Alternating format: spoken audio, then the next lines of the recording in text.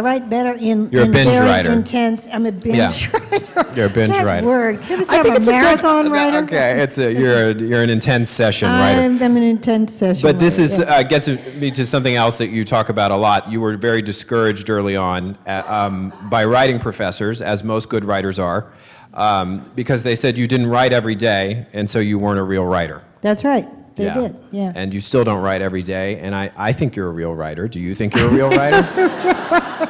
I hope so, but people are still saying I'm not. Well, you write on Facebook every day, several times a day. But I mean, you can go to Amazon and you can find a review of almost any book that I ever published that will say it's the worst book ever published. This woman can't write. But the fun thing is you can do that for anyone. So if you go on Amazon or Goodreads or any of those sites and you read bad reviews, click on the 1-star reviews for Whom the Bell Tolls. Yeah. You know, or Moby for Dick. The Great Gatsby. I don't get it. You know, like... It didn't seem so great to me.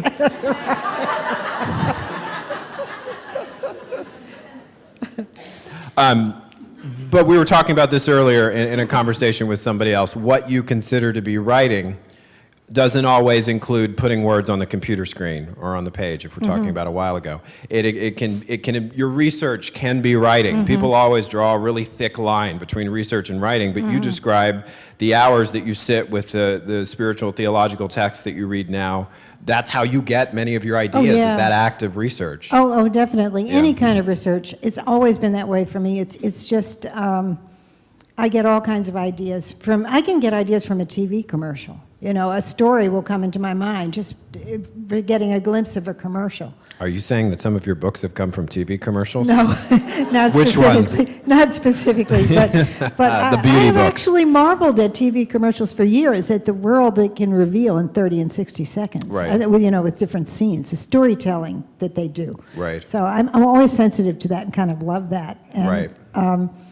But no, all research, I think. Whether you're going to visit a location that you want to write about or trying to remember and you need to go back and see it again. I mean, or you're reading a book on maybe life in Paris in the 18th century. I get ideas from it. All kinds of scenes spring into my mind. Characters sometimes spring into my mind. Sometimes I've taken a trip to do research and I've met somebody on the trip that became a character in the book. That happened when I was researching Feast of All Saints. We went back to New Orleans. We were still living in California then. You were about less than 2 years old. And we went down to New Orleans, and I remember I met this very beautiful woman in the Desire Oyster Bar. She was actually waiting on us. She was serving us. She was probably a college student who was a waitress. And the whole character of Annabella Monroe in that novel sprang to me when I was studying that young woman. Right. And how she talked and how she looked and everything about her. And so research to me is very creative and productive and exciting. I have to almost make myself stop doing it finally and then get to the book. Right. Have you ever written about a place you have not been?